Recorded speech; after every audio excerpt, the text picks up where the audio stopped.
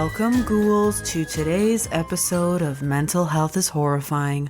I'm your horror Barbie host of darkness, Candace Green, psychotherapist and all-around spooky bitch, podcasting from my bat-filled cave in Toronto, Canada. Ghouls, it's the depths of winter. How's your mental health? In the winter, we tend to want to hermit a little bit, don't we?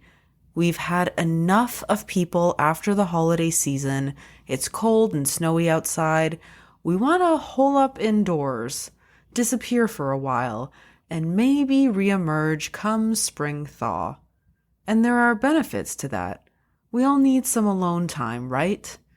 But as we see in The Shining, spending too much time alone, especially when you're going through a tough time, can be really destructive for both ourselves and maybe others too if there's a spare axe lying around. Okay, so let's get right into it. Let's check out The Shining and its depiction of the adverse psychological impacts of isolation and lack of community. I don't suppose they told you anything in Denver about the tragedy we had up here during the winter of 1970? I heard a man named Charles Grady is the winter caretaker. And from what I've been told, he seemed like a completely normal individual. But at some point during the winter, he must have suffered some kind of a complete mental breakdown. He ran amok and killed his family with an axe. Well, you can rest assured, Mr. Ullman, that's not going to happen with me. That's right. Mom, do you really want to go and live in that hotel for the winter? Sure I do. It'll be lots of fun. The only thing that can get a bit trying up here during the winter is the tremendous sense of isolation. Is there something bad here? I fear you will have to deal with this matter in the harshest possible way. I do that I killed you and Danny. You did this to him, didn't you? I'm not gonna hurt you.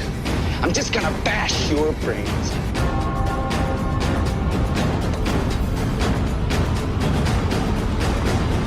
Here's Johnny.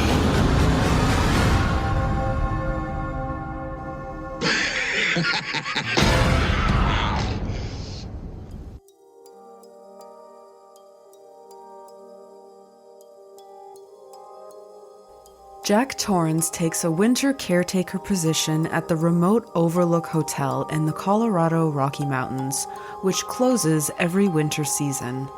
After his arrival, the hotel manager informs Jack that a previous caretaker, Charles Grady, killed his wife, 2 young daughters, and himself in the hotel a decade prior. Just, FYI. We learn that Jack has struggled with alcoholism in the past and once became violent towards his son Danny, dislocating his shoulder during a drunken rage, but that Jack has been sober ever since. At the Overlook, Danny begins having premonitions and seizures, which are a result of what the Overlook's head chef, Dick Halloran, refers to as shining, a telepathic ability that the two share. And Danny's shine is trying to warn him that some bad stuff went down at this place. As months go by with the family in virtual isolation from the outside world, everyone's mental health starts going down the tubes. Danny's visions intensify, and he sees creepy murdered twins, and Jack's sobriety goes down the tubes as well when he starts hitting the sauce again and communicating with random hotel ghosts who advise him to low-key murder his family. This whole time, Jack was supposed to be writing the great American novel, but when his wife Wendy takes a peek at his progress, she discovers that it's pure homicidal gibberish, at which point Jack tries to kill her with an axe.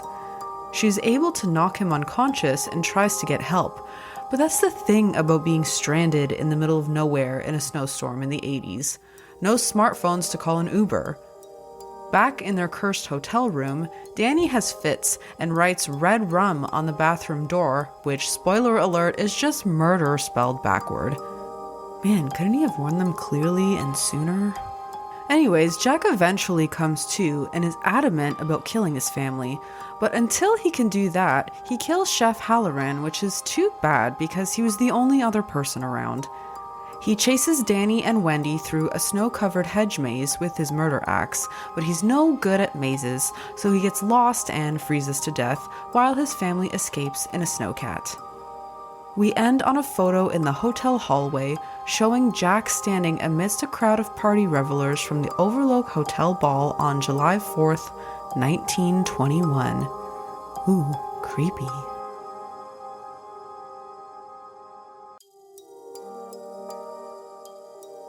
I'm kind of obsessed with how much Stephen King, who is the author of the book The Shining, famously hates this movie adaptation directed by Stanley Kubrick. Here's Stephen King talking about his hatred for this movie in a TCM special called The Horrors of Stephen King. I have a real problem with The Shining, and Stanley Kubrick knew that I had a problem with The Shining. In the novel, The Shining, Jack Torrance is a difficult character, but he's fundamentally a sympathetic character. And I always visualized him as a piece of metal that's bent first one way and the other by these malignant spirits.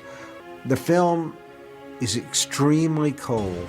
Stanley Kubrick saw The Haunting as coming from Jack Torrance, from the Jack Nicholson character, whereas I always saw it from outside. So we had a fundamental difference of opinion about it. I always thought that the real difference between my take on it and Stanley Kubrick's take on it was this. In my novel, the hotel burns. In Kubrick's movie, the hotel freezes. It's a difference between warmth and cold. So the images are striking, but to me that's surface, it's not substance. So I used to describe The Shining, the film, as something like a beautiful car that had no engine in it. Whew, girl, he hates so much about this movie. He also hates the casting of Jack Nicholson, saying that his casting made it too obvious to audiences that Jack would fly off the rails due to his previous roles in films like One Flew Over the Cuckoo's Nest. And I mean, Jack Nicholson has kind of a sinister face to begin with. And side note, that sinister trademark smile that Jack Nicholson has is now enjoyed by his son Ray Nicholson very well in his career as an actor, which he used to his advantage to traumatize all of us in the movie Smile 2. He was told he would be perfect for his role because he has naturally such an unsettling smile, and boy does he ever. When Stephen King wrote The Shining, he wanted to explore his own relationship with alcoholism and his own fears about what could have become of his life had his alcoholism consumed it. As such, he also hates the lack of warnings about the dangers of alcoholism and its capacity to destroy families that he felt were lacking from the film. And he also hates the portrayal of Wendy in the movie, saying, "She is basically just there to scream and be stupid, and that's not the woman I wrote about." And yeah, I totally agree with that. Wendy is portrayed as kind of a dumbass, and as much as I love Shelley Duvall, I hate Wendy because she truly seems to lack a brain, and any mother I know in her situation would have worked things out real quick because we don't have time for this. But it's Stanley Kubrick. He's not really known for his sensitive, nuanced portrayal of women. Notwithstanding King believing this movie has no soul, I think we can all agree that Jack Nicholson delivers an unforgettable performance as Jack Torrance.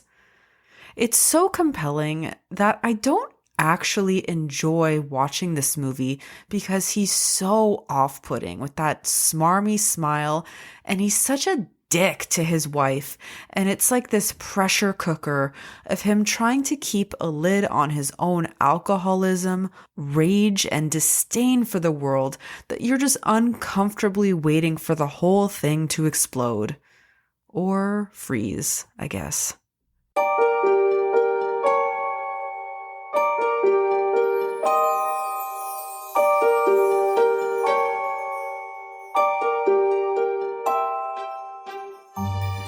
The film doesn't share too much about how Jack found himself relying on alcohol to cope, but the book shares how Jack grew up with an abusive alcoholic father who terrorized him and his mother. Jack developed a deep misogyny after watching his mother be abused, perceiving her as meek. Shelley Duvall, who plays Wendy in the movie, sort of embodies this quality, and it's no surprise that Jack holds a deep disdain for her too. Since Jack would have grown up in the late 50s and 60s, boys didn't have feelings back then, and they repressed them like real men. So Jack took out his internalized rage on classmates and animals. I have no patience for people who hurt animals, and you don't want to hear my thoughts about how we should deal with them as a society. Bad therapist.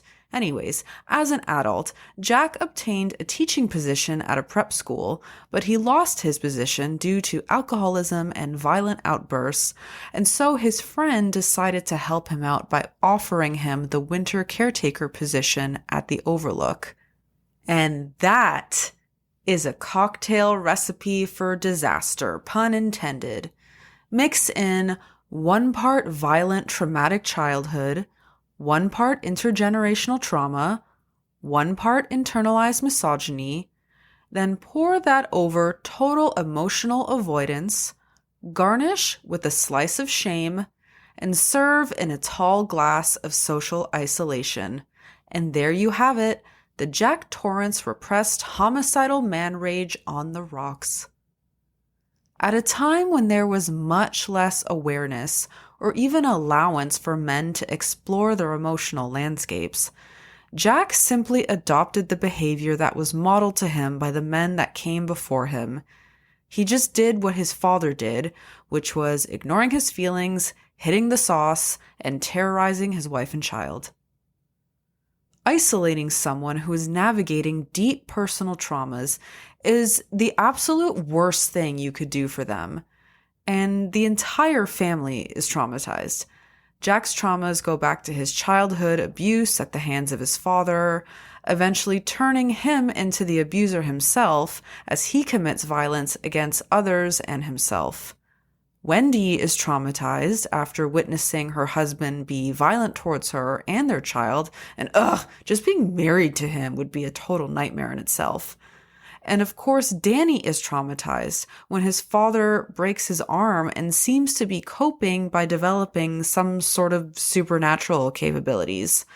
Or, maybe he's just in total psychosis, which would have made sense given the circumstances too. Hard to say.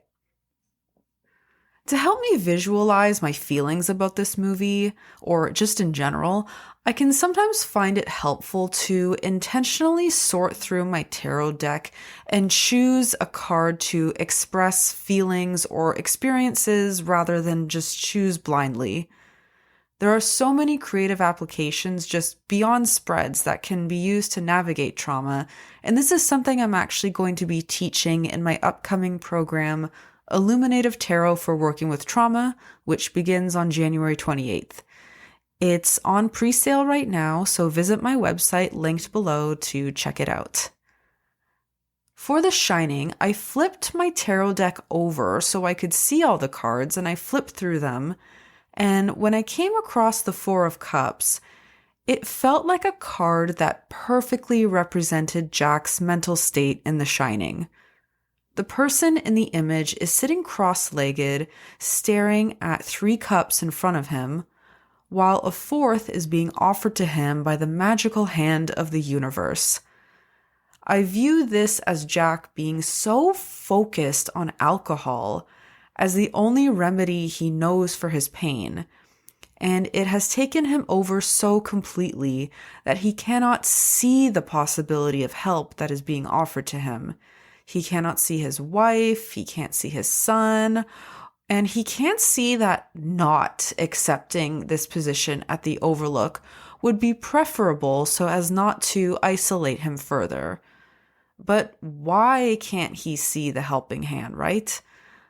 I would wager that he has no idea how to see or accept help, probably because he was never offered a lifeline when he was experiencing domestic violence in his household growing up.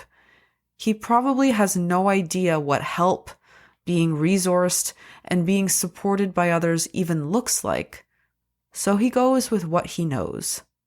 Being isolated with pain only exacerbates shame and suffering, making people feel like they are alone with no support, which is a heightened feeling we are shown in The Shining with how completely isolated the Overlook is from the rest of the world.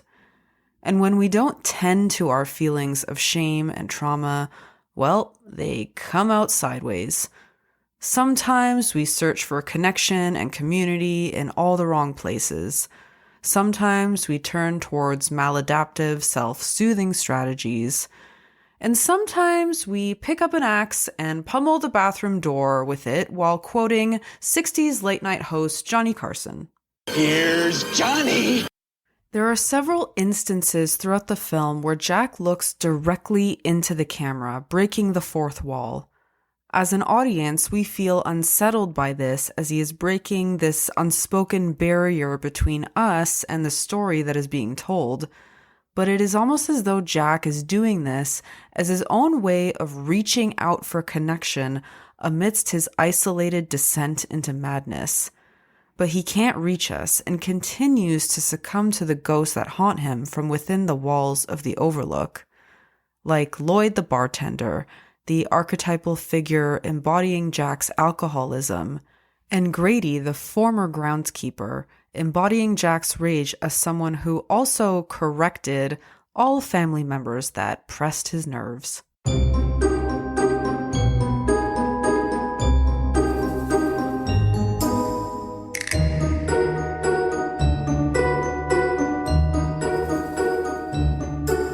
The Overlook Hotel itself is a big character in the movie, representing so much pain, suffering, and grief. As the literal container for this family's trauma and Jack's progressing alcoholism, it also stands as a reminder of the violent legacy that colonization has left in its wake. When the Torrance family is being shown the grounds by Mr. Ullman, he says, "The hotel is built on an old Indian burial ground, and I believe they actually had to repel a few Indian attacks as they were building it." There are native artworks and artifacts displayed throughout the hotel, I guess to somehow assuage their guilt for murdering them to take their burial ground away? I don't know. In the documentary Woodlands Dark and Days Bewitched, A History of Folk Horror, Executive Director of Canada's Indigenous Screen Office, Jesse Wendt, is interviewed while clips play from The Shining, and he says, "If non-Indigenous people are going to be afraid of the Indian burial ground, then I got some news for you. It's all an Indian burial ground." In her incredible book, Decolonizing Trauma Work, Indigenous Stories and Strategies, Renee Linklater explores healing in Indigenous communities on Turtle Island and shares ways in which modern Western approaches to wellness and health have prioritized pathologizing, often psychiatric diagnoses for collective and systematic suffering, while sharing Indigenous approaches which prioritize collective, community-based healing. She discusses how Indigenous healing practices often include communal singing, dancing, and gathering in community, and how this helped people to feel a sense of belonging and wellness at a time when their internal landscape felt isolated and shameful. Doesn't that sound nice? Well, then came along the British to colonize Canada, and the Indian Act was an effort to assimilate Indigenous peoples into mainstream Canadian society. The Act banned Indigenous ceremonies from 1884 to 1951, which included any Indian festival, dance, or other ceremony, like the potlatch, powwows, and the Sundance. Specifically, in 1925, dancing was outlawed entirely, like in Footloose, but way, way worse. The impacts of colonization are, of course, still being felt today, with Indigenous people being overrepresented in the incarceration system due to generations of displacement, violence, and horrors being committed against them.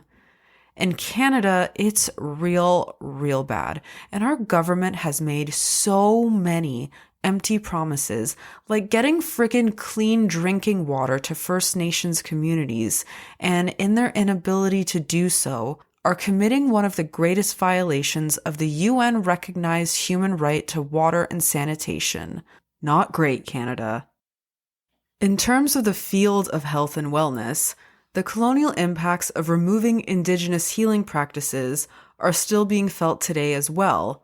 For one, did you know that it wasn't until extremely recently that after much advocacy and fighting and hair pulling, that dance movement therapy was recognized by the regulating body for my profession in Ontario? And I checked the website and dance movement therapy is still not listed under the guidelines of approved psychotherapeutic modalities. So honestly, who even knows where this is at? But truly, imagine trying to explain to someone that dancing is therapeutic and them being like, yeah, I'm not so sure. Have you tried a CBT worksheet? Of course, this garbage has spilled out everywhere into how we as a society as a whole approach wellness, which has become increasingly unhinged, individualistic, and sick, to be honest.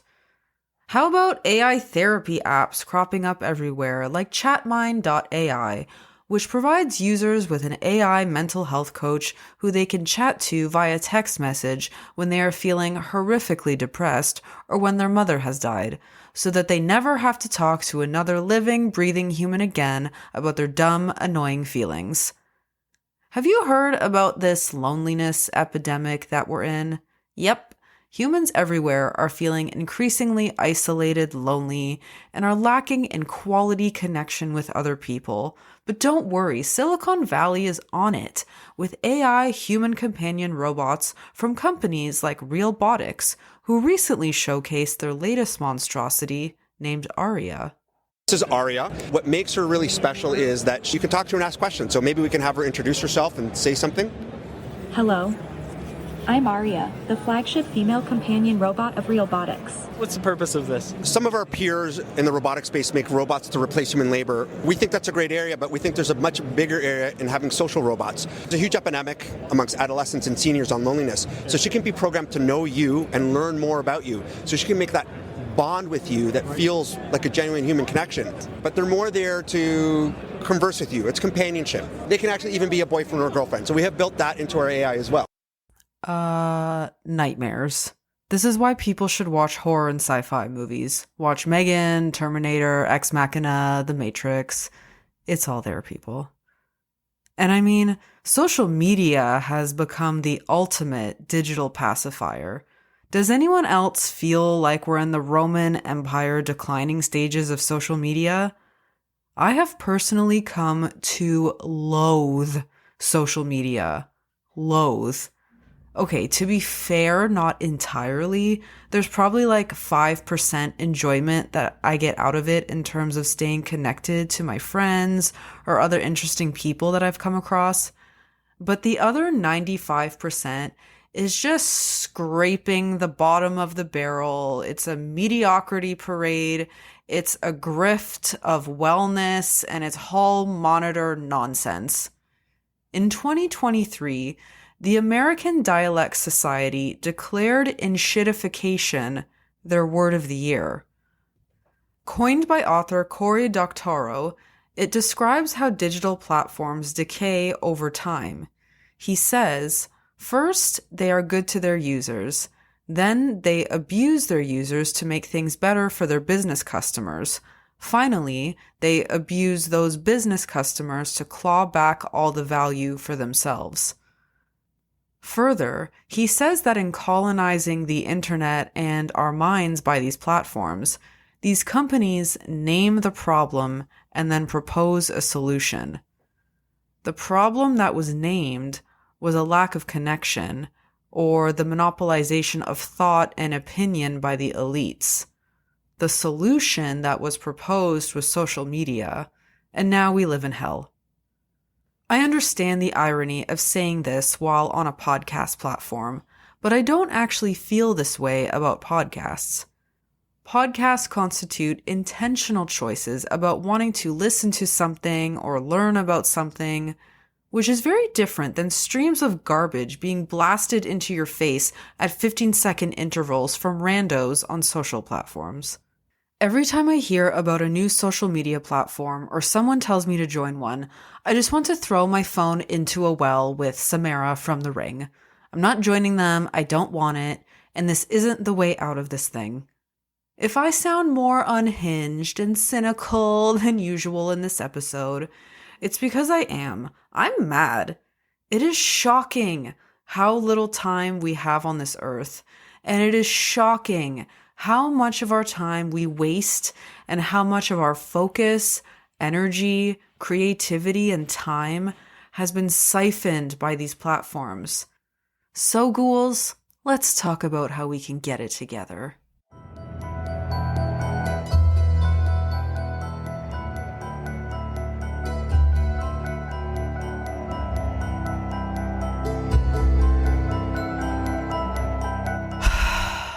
Let's take a breath and regroup. Okay. Do you remember people? Real, flesh and blood people? As humans, we need to be mindful of our contact nutrition. This is a trauma and attachment concept referring to the biological animal imperative that we have as humans to physically connect and interact with one another via eye contact, language, gentle touch, shared ingestion, and shared rhythm. Experiences of loneliness, isolation, and despair are universal, unfortunately. They are part of the human experience, and it's something we all go through.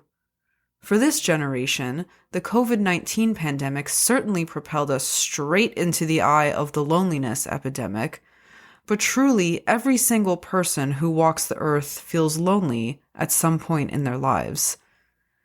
In the midst of COVID lockdowns, we lost the simple daily interactions that nourish us. Things we take for granted like chatting with your barista, seeing friends at the gym, the workplace, church, or other religious gatherings, seeing them at the library, or random interactions with random people down at the local watering hole. COVID took so much from us, and many are still struggling to put these pieces of their social networks back together again. Therapy is a good place to start with connection, but your therapist is not your social circle. If your mental health is a pie chart, therapy probably makes up 10% of that chart. Therapy is a place to start to make sense of things and build a plan, but then you must go out there into the world and use those skills and insights about yourself and others to make connections and live a full life. At most, you're probably only seeing your therapist for 1 hour a week, and you need more social connection than that. In thinking about my own mental health pie chart, honestly, group fitness has made up a big piece for me. And I've been hearing a lot of commentary slamming group fitness, saying that these exercises don't optimize your body enough or whatever. But this is the thing. Group fitness is like adult recess. I'm not a bodybuilder. I have not received a call to star in a Marvel movie.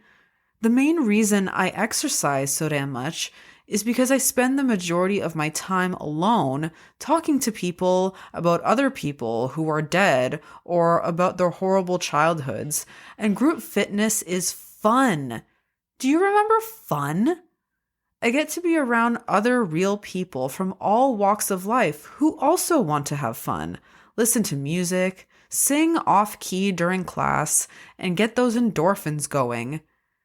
And then we chat after and we support each other.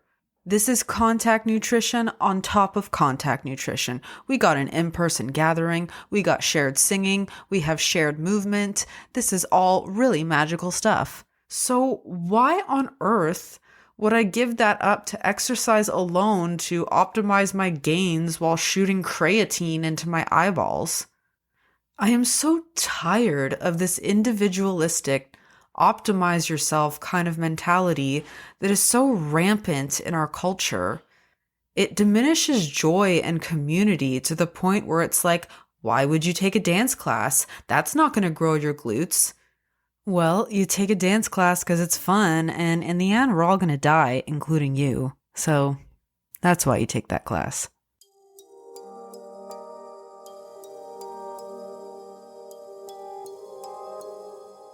Indeed, we are in a loneliness epidemic, and the answer to this is not working out your butt alone in a weight room or inventing AI companion robots that will ultimately murder you in your sleep. I'm not going to lie to you. Being a therapist in our year of the Lord 2025 is really, really hard. I feel like we're up against some incredibly powerful forces that are making us feel very unwell and like, I'm not more powerful than Meta or TikTok. I don't have angel investors. I'm not the House of Commons. And my solutions to loneliness are not sexy or clickbaity or groundbreaking. They are boring and obvious and analog. I think there's a lot of noise out there, and there are people who will try to sell you on novel, trademark solutions to the human experience of loneliness, but I'm here to tell you that you're an animal. There is no one magical pill or solution, despite what influencers will tell you. Mental health care and recovery is incredibly complex, and what I advocate for first is a baseline: community, diet, exercise, sleep, contact nutrition. If you don't have that in check, forget about what modality is best or what is the latest in psychedelics. If we can't be in touch with our humanity, we've got nothing. Get active with other people.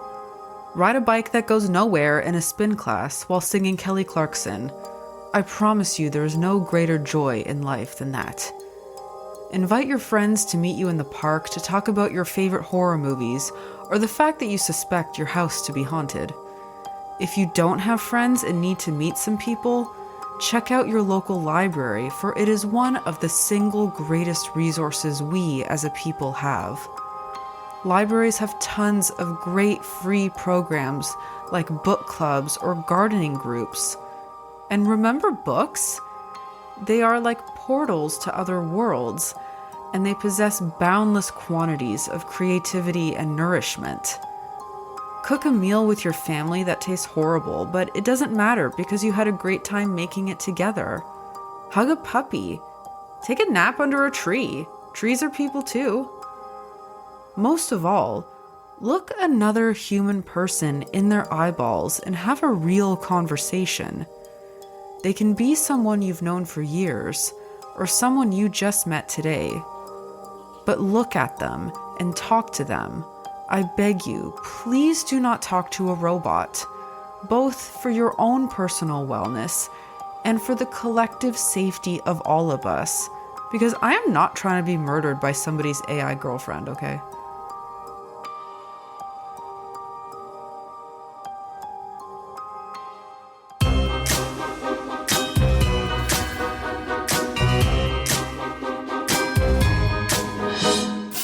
That, my ghouls, is the story of The Shining.